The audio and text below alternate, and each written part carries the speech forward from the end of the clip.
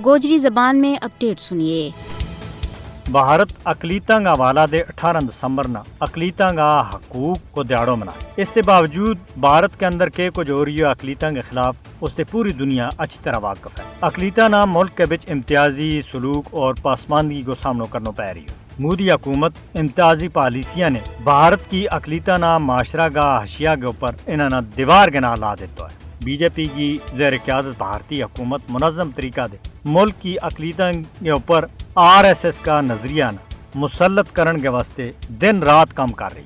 हिंदुत्व का बयानिया को उरूज दुनिया की नाम नियाद सब दे बड़ी जमहूरियत में एक खतरनाक रुझान इख्तियार कर गया है और इसने रोकने के वास्ते अगर इसके आगे डंडा न सटिया गया तो ये पूरा भारत के वास्ते एक खतरनाक सूरत-ए-हाल इख्तियार कर जाएगा।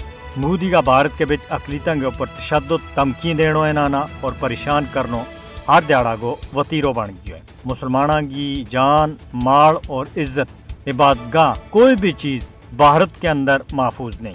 मोदी इंतजामिया के तहत मुसलमाना और दूजी अकलीतां के खिलाफ नफरत अंगेज जराइम के बिच खतरनाक हद तक वादा हो गया। मोदी की फाशिस्ट हुकूमत में अकलीतां और इनकी इबादतगाह बड़ी तेजी के ना निशानों बनाया जा रही है। आलमी इंसानी हकूक का इदारा ने भारत में अकलीतां की संगीन सूरत-ए-हाल ना पूरी दुनिया के सामने बांधे करण के वास्ते मुसलसल अपनी रिपोर्ट शाया की।